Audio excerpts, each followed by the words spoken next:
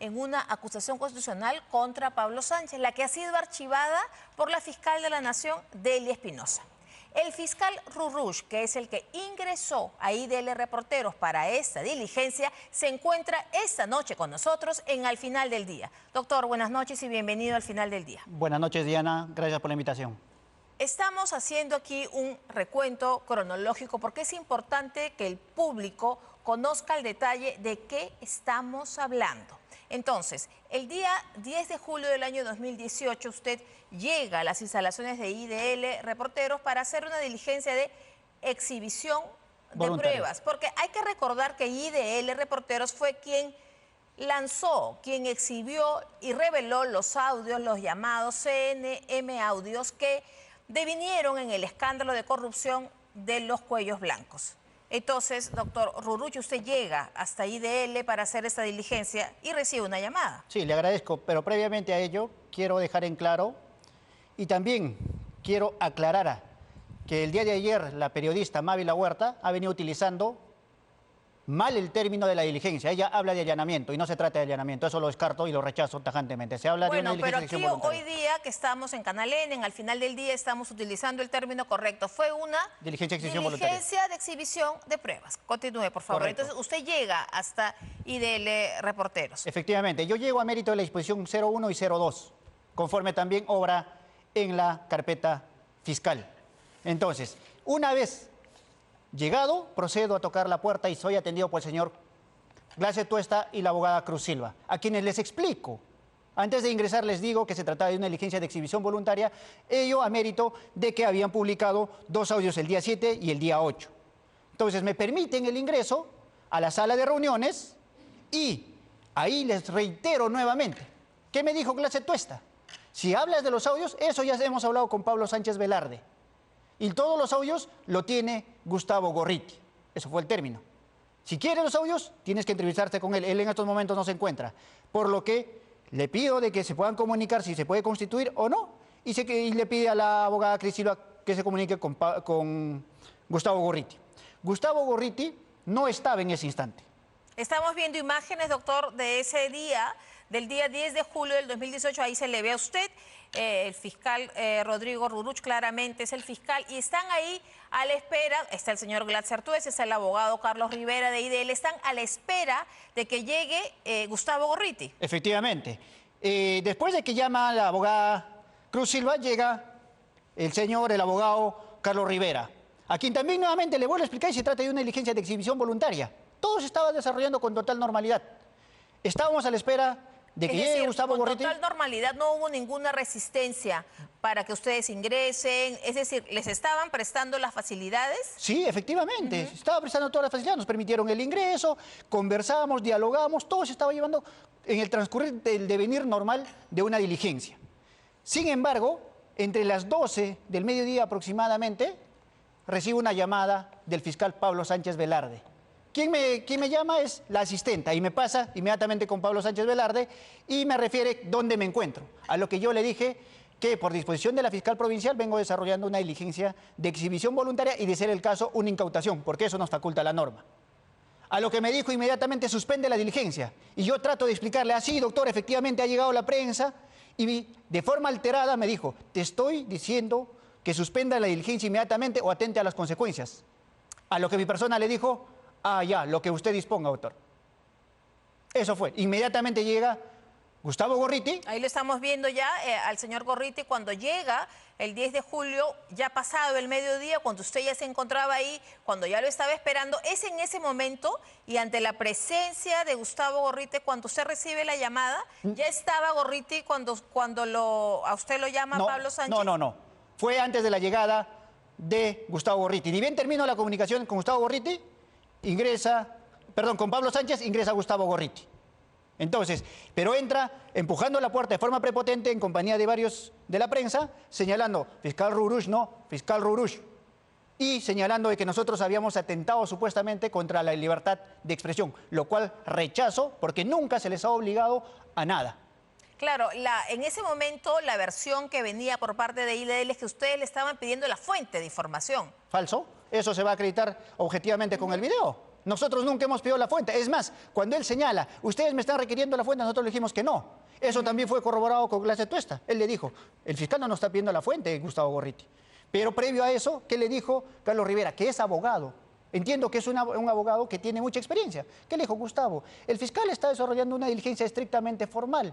De verdad, Gustavo, retira la prensa. El fiscal no nos está obligando a nada. ¿Qué mejor prueba y mejor evidencia que eso? Que yo nunca les he obligado a nada. Esta situación en la que hay esta llamada de un superior suyo, porque usted era fiscal superior y lo llamaba nada más y nada menos que el fiscal de la nación de ese momento, que en términos jerárquicos era un superior suyo, usted reportaba a él, ¿es así? No, aclaremos, yo tenía el cargo de fiscal adjunto provincial, ¿correcto? Yo trabajaba en el despacho de la doctora Nora Córdoba Alcántara y el máximo representante de la institución era Pablo Sánchez Velarde, fiscal de la Nación. A eso voy, jerárquicamente él era la cabeza de la institución para la cual usted trabajaba. Efectivamente, era la Es decir, había una figura de subordinación. Sí, y así es. La ley orgánica del Ministerio Público también lo establece claramente, de que el Ministerio Público está determinado a través de la jerarquía, siendo el máximo representante del fiscal de la Nación. Ahora, vayamos, esto ha sido hace 7 años. En la actualidad, o antes, hay una denuncia constitucional contra el doctor Pablo Sánchez precisamente por obstaculizar la justicia con esa llamada. ¿Es correcto? Hay una denuncia, se presentó una denuncia, que hubo una investigación. ¿Hubo una investigación en el Ministerio Público? Sí, efectivamente, hubo una investigación en el Ministerio Público.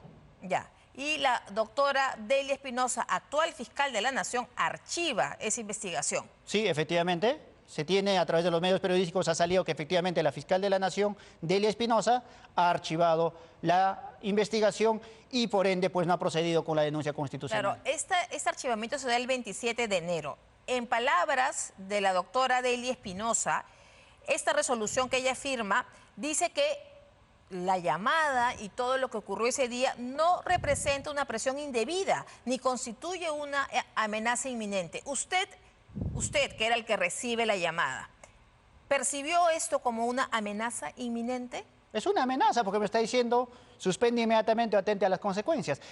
Permítame en ese punto, es lamentable que la fiscal de la Nación, siendo la máxima representante de este organismo autónomo, tenga este tipo de criterios. Bajo ese argumento de que no se escuchó la amenaza, de que existe sí la llamada, existe la corroboración de Pablo Sánchez, de Gustavo Gorriti, pero que no escucha la llamada y yo tenía que ponerlo en altavoz. Le pongo en concreto, ¿qué pasa con los casos de los expresidentes de la República? El caso del señor Martín Vizcarra, no hay una prueba directa y solamente se habla de indicios. Entonces, si no hay grabación, si no hay video, si no hay la entrega de dinero, entonces, ¿se debe archivar el caso? ¿Y cómo es que pasa a juicio oral y a criterio de la fiscal se debe archivar? Hagamos aquí el contexto. Ayer la fiscal de la Nación ha dicho, que efectivamente sí se dio la llamada y que puede haber sido una inconducta, que ella no vio una amenaza y que el doctor usted no puso en el acta, dice ella, que recibió la llamada. ¿Esto es así? ¿Usted no colocó en el acta esta llamada? Efectivamente. ¿Por qué? Porque es el máximo representante del Ministerio Público. Yo era un fiscal provisional. Recuerde cómo se desarrolló todo ese hecho. Ingresó la prensa, estaba Gustavo Gorriti de forma prepotente, recibo la amenaza del fiscal de la Nación. Es todo un contexto. O sea, claro, la presión psicológica que el propio fiscal de la Nación, Pablo Sánchez Velarde, te llame a ti un fiscal provisional, que él tiene la potestad del día de mañana bajarme el dedo y decir, ¿sabes qué? Te vas a tu casa. ¿Usted cree que es fácil para mí? Yo creo que todas las personas deben entender esa situación y esa posición. Ahora, en el momento en que usted está ahí, hay un video, hay una transcripción. Lo que sí hay es una transcripción de esa conversación que usted tiene con Gustavo Gorriti, que usted, es más, cuando recibe la llamada, hay un video y de eso hay una transcripción. Tenemos esa transcripción porque la señora Delia Espinosa ha adjuntado esa transcripción. Entonces, ahí dice que está en el apartado, etcétera, pero lo que está... yo la tengo acá, la puedo visualizar mejor, acá la tengo, y dice que Rodrigo Álvaro Rurruch Castillo, y dice que en este acto lo que está subrayado dice, estamos suspendiendo nosotros la diligencia, doctor, nosotros estamos llevando a cabo ya nada, y después dice, ya. Usted le dice, ya, respondiéndole a Pablo Sánchez. ¿Qué le responde con el ya? A ver, es lamentable esa ese recorte donde doloso dice allá. Eso es un recorte doloso de la fiscal. ¿Por qué es un recorte ¿Por qué? doloso, doctor? Porque después de esa conversación se viene allá, lo que usted disponga, doctor. Y esa frase es bastante relevante, porque esto conecta como frase indiciaria a la amenaza. Contexto: suspende inmediatamente o atente a las consecuencias. Mi respuesta: allá, lo que usted disponga, doctor. Pero sospechosamente la fiscal de la Nación no ha considerado ese punto. Usted no reconoce en esa transcripción el allá. O sea, usted dice allá, pero usted recuerda que le dice allá lo que usted disponga, doctor. Y esa parte la doctora Espinosa no la ha consignado. No solamente lo digo yo, objetivamente se escuchan los videos y eso ha sido difundido a nivel nacional. Si ustedes pueden escuchar el video, dice allá, lo que usted disponga, doctor.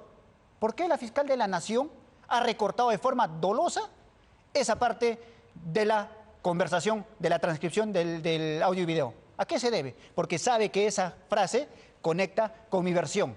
Lo más curioso que la fiscal, el día de ayer, me he tomado el tiempo de escuchar su entrevista, dice de que el fiscal supremo ha negado. Bajo ese supuesto, entonces, todos los delitos ocultos que nieguen, como en este caso, Martín Vizcarra niega haber recibido el dinero, no hay un video, no hay nada, entonces, ¿qué es lo que va a decir? ¿Se debe archivar? ¿Eso es la lógica que utiliza?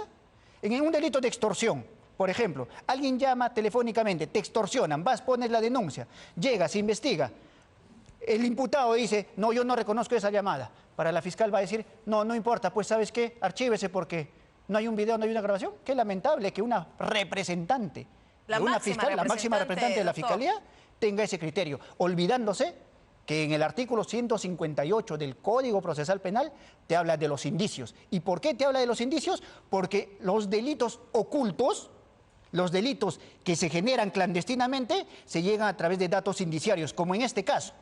No creo que un corrupto vaya diciendo, oiga señor, he delinquido el día de hoy, aquí está, mira, estoy llamándole para delinquir. No creo. Claro, lo que dice la fiscal respecto a esa llamada, y usted ya nos ha dejado claro que el diálogo o la respuesta completa es allá, lo que usted disponga, doctor.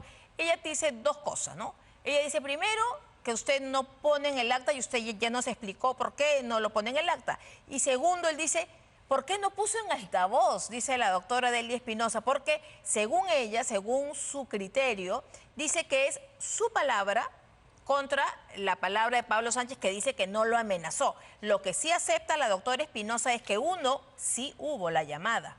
Sí hubo la llamada. Dos, eso se suspendió. Y tres, lo considera una inconducta. Entonces yo le pregunto, ¿una inconducta no merecería una investigación mayor? Esto no solamente es una inconducta funcional, esto es un delito. Le digo lo que dice la doctora. Por eso yo lo aclaro a la fiscal de la Nación, esto no es solamente una inconducta, es un delito. Que una persona civil, común, llame al fiscal de la Nación para que suspenda una diligencia, esto es un delito. Desde mi óptica no solamente es obstrucción, como viene señalando la fiscal de la Nación, para mí hay tráfico de influencias. Y a eso se suma algo, que Gorriti, ¿qué es lo que ha dicho abiertamente?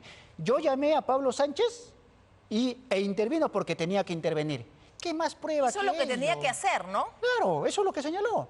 Ahora, y acá se viene otro punto que no ha analizado la fiscal de la Nación. Si dice creerle a Pablo Sánchez Velarde porque no escucha el video, la amenaza, ¿cómo explica la fiscal de la Nación las evidentes contradicciones que existe entre la versión de Gustavo Gorriti y de Pablo Sánchez? Primer punto, Gustavo Gorriti dice, yo vengo hablando con Pablo Sánchez desde el año 2015. Pablo Sánchez, ¿qué dice? Recién desde el año 2018. Otro punto, Gustavo Gorriti en ningún momento le habla de allanamiento, en un primer instante. Porque Gustavo Gorriti dice, yo estaba saliendo de mi casa con dirección a la oficina, recibo una llamada donde había un fiscal y 4 efectivos policiales y por eso yo le llamo a Pablo Sánchez Velarde. Pero Pablo Sánchez Velarde habla de allanamiento. ¿En qué momento le ha dicho él a Pablo Sánchez allanamiento? Queda claro que la diligencia era de exhibición de pruebas voluntaria. Otro punto que dice la fiscal de la Nación, y le ruego que usted lo aclare, por favor, ya que lo tenemos aquí.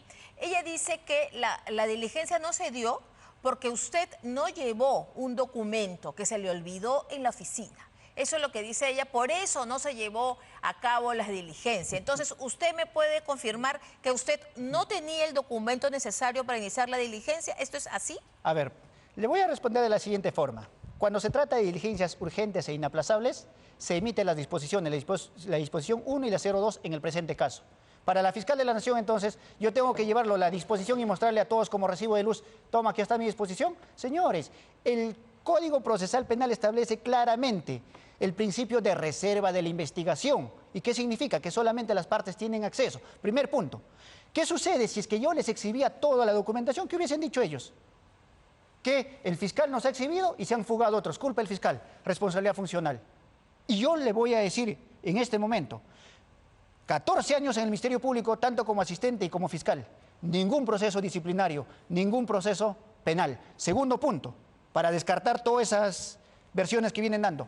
Busque mis antecedentes, ni siquiera me han planteado en el cargo de fiscal una tutela de derechos o un control de plazo. Siempre he cumplido efectivamente mi labor. Doctor, volvamos al 10 de julio del 2018, porque posteriormente a esa fecha, el 12 de julio del 2018, consta, además en documentos, que el señor Gustavo Gorriti acude a la oficina del doctor Pablo Sánchez a hacerle una visita, 2 días después de la diligencia, ¿no? Y luego de eso, ¿a usted lo apartan de ese caso? A ver, cuéntenos la cronología de hechos. Correcto. ¿Qué sucede? Lo curioso y lo lamentable es que en las declaraciones Gustavo Gorriti dice que se le llamó a Pablo Sánchez Velarde y él se mostró sorprendido, y eso también dice Pablo Sánchez. ¿Cómo se van a sentir sorprendidos si el día domingo 8 de julio, saca un tuit el Ministerio Público y conforme lo ha señalado Talavera, dice de que todos los comunicados por el Twitter pasan por manos de Pablo Sánchez Velarde? Eso es lo que ha dicho ella. Y ahí dice, nosotros aperturamos investigación para los aforados y para los no aforados, la autora Nora Córdoba. Entonces, él sabía esas diligencias. Primer punto. El 10 saca un Twitter pidiendo disculpas a IDL. Es decir, rebaja una institución autónoma, como es el Ministerio Público, por debajo de una ONG. Segundo punto. Tercer punto. Gustavo Gorriti entra el día 12 a las oficinas de Pablo Sánchez Velarde. Sospechosamente ninguno de los dos recuerda qué tema trataron. Y el 17 de julio del año 2018, el fiscal de la Nación, Pablo Sánchez Velarde, saca una resolución de la Fiscalía de la Nación quitándonos competencia. Y este punto es bastante relevante también, porque nosotros teníamos un reglamento de competencias interno del Ministerio Público que señalaba que los delitos vinculados a crimen organizado, donde estén implicados corrupción de funcionarios, lo ve una Fiscalía de Corrupción de Funcionarios. ¿Y por qué lo remitió al Callao, a una fiscalía con una competencia? ¿Por qué? O sea, ¿a usted le dan una explicación que le quitan este caso así tan alegremente y lo pasan a otra jurisdicción? No, simplemente emitió la resolución, nos notificó y nosotros, como no teníamos ningún tipo de interés en ese proceso, le entregamos ese mismo momento a la fiscal Rocío Sánchez. Y eso consta en acta.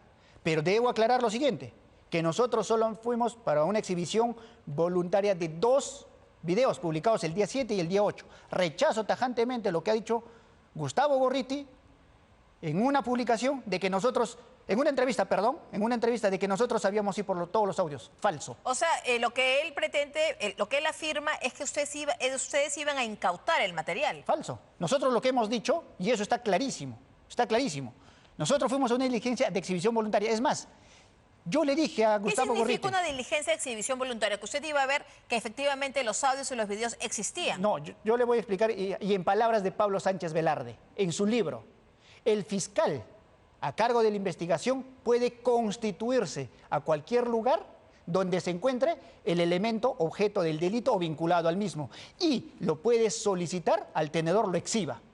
Eso dice. ¿Qué hicimos nosotros? Fuimos a pedirle que nos exhiba, y en caso se niegue, recién se recurre al juez de investigación preparatoria para Usted ha ido efectivamente porque era su potestad. Y usted ha mencionado un detalle que no debe pasar desapercibido porque da a entender cómo actuó en ese momento la Fiscalía de la Nación, porque el día 10 de julio, efectivamente el día 10 de julio a las 2:17 de la tarde, es decir, después que se realizó la diligencia, ahí tenemos, la Fiscalía de la Nación lamenta incomodidades surgidas debido a una diligencia de exhibición de documentos programada por la Fiscalía Anticorrupción en sede de IDL Reporteros, la misma que fue suspendida por la falta de un documento que no pudo ser presentado al inicio de la misma. Es decir, la Fiscalía de la Nación lamenta las incomodidades que le hayan surgido a IDL por una diligencia programada. Programada. Efectivamente. Estaba programado pero- la diligencia y ahí claramente se observa de que se trata de una diligencia de exhibición voluntaria. Claro, ¿Dónde dice está? que fue suspendida por la falta de un documento que no pudo ser presentado al inicio de la Le misma. vuelvo a repetir. No es necesario que se porte el documento, basta la presencia del fiscal y la investidura del representante del Ministerio Público. Un claro ejemplo, el día de hoy hay un accidente de tránsito, ¿correcto? El fiscal tiene que sacar su disposición o tiene que constituirse. Tiene que constituirse inmediatamente, eso dice la norma. Y eso es lo que nosotros... Pero la diferencia es que nosotros sí teníamos la disposición 1 y la disposición 2. Y esas dos están en la carpeta fiscal y han sido también señaladas en la disposición de archivo de la Fiscal de la Nación. Entonces, todo ha sido correcto. Vamos a la disposición de archivo de la Fiscal de la Nación con fecha 27 de enero de este año.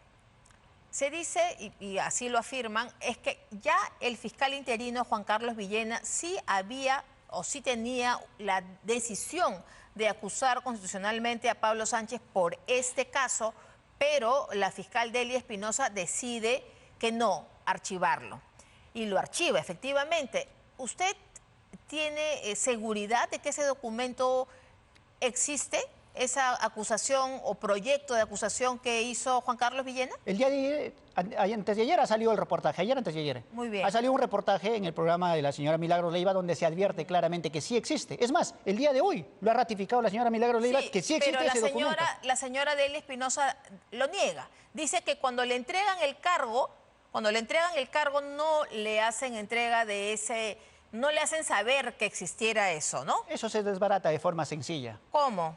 Si dice de que no sabía de eso, ¿cómo explica que el contenido de las generales y las equivocaciones hasta en el apellido de la disposición de archivo coincida con el de la acusación constitucional? Es decir, dos personas han tenido la misma idea en momentos distintos, hasta en las comas. O sea, Eso es usted dice que ha habido un lógico. copy y pega y el único cambio ha sido, en vez de denunciar, el cambio es archivar. ¿Usted eso es lo que está afirmando? No, las generales. Luego Claro, de eso, las generales. Luego de eso, en las motivaciones ha variado, ha cambiado, ha cambiado. Y eso es lo que se puede evidenciar. Es más, también Bueno, el día de hoy lo ha entonces- ratificado la periodista Milagros Leiva. Entonces, esto ha ocurrido, pero finalmente, luego de este archivamiento, ya hay una denuncia constitucional de la bancada de Renovación Popular en el Congreso que se ha presentado el día lunes, donde aquí se habla de dos cosas, ¿no?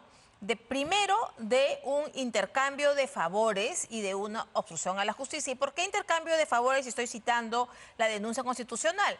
Es el intercambio de favores porque efectivamente, ahí lo tenemos, lo presentado de Renovación Popular, que dice que nadie tiene corona ante la ley, ¿no? La bancada de Renovación Popular pone de conocimiento a la opinión pública que hemos interpuesto una denuncia constitucional contra la fiscal de la Nación, Delia Espinosa. Los hechos son que sustentan en un presunto intercambio de favores corruptos entre esta funcionaria, que es la fiscal, ¿no?, con Pablo Sánchez, quien la habría apoyado en su elección como fiscal de la Nación, a cambio de que se archive su caso por haber impedido irregularmente una diligencia fiscal en IDL Reporteros. Nuestro pedido es la inhabilitación en la función pública por 10 años por infracción constitucional y una denuncia penal por los presuntos delitos de cohecho pasivo específico y encubrimiento personal para ambos fiscales. Entonces, ¿usted tiene conocimiento? ¿Aquí hubo un intercambio de favores? Al parecer daría todos los indicios a ello, porque si existe ese documento de una denuncia constitucional, proyecto de denuncia constitucional, se tiene luego la disposición de archivo y, sospechosamente,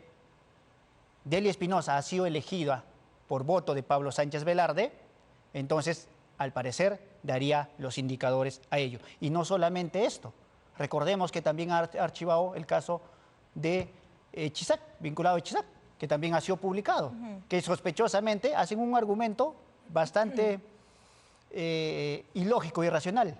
Dicen de que Villanueva tiene enemistad manifiesta con Pablo Sánchez y por eso no se valora su declaración. ¿Perdón? Bueno, la verdad es que aquí hay muchas cosas por investigar y un largo camino por recorrer seguramente. ¿Cuál es la situación actual? Porque usted ya no está en el Ministerio Público. ¿Desde cuándo? Porque ya ahora usted es ex fiscal. Efectivamente, desde mayo del año pasado, del 2024. Usted después de esa diligencia, ¿dónde estuvo? ¿Puede decir que pudo trabajar con tranquilidad y normalidad? Mire, la presión mediática ha sido terrible todo ese año 2018, 2019, y justamente eso quiero aclarar. La fiscal de la Nación también en su entrevista ha dicho, ¿por qué si el fiscal no ha denunciado ante el siguiente fiscal? Recordemos que también a Chávez le hicieron lo mismo y lo votaron. ¿Cómo voy a denunciar a alguien? Usted no, ya, usted dice que ¿por qué no lo denunció ante Pablo Chávarri? Dice No, ella. lo que la fiscal dice, ¿por qué no denuncié el hecho ante el siguiente fiscal? Claro, dado que era que Pablo Chávarri. Pedro Chávarri. Pedro Chávarri, Entonces, Pedro Gonzalo Chávarri. Lo ordenaron también al señor. Bueno, y después vuelve Zoraida Ábalos. Zoraida Ábalos, tampoco denuncia ante Zoraida Ábalos, y bueno, recién ahora está Entonces, el caso, y usted ya está fuera de la fiscalía. Lógico. Ya haciendo sus trabajos como abogado de Como modo abogado independiente. Como Bueno, abogado independiente. Doctor Rodrigo Ruruch, muchísimas gracias por su presencia en Al Final del Día y por tener su versión esta noche aquí. Muchas gracias. Le agradezco a usted. Hasta luego. Nosotros cambiamos. I can't see the issue. Yeah, believe me, I need to keep myself in line.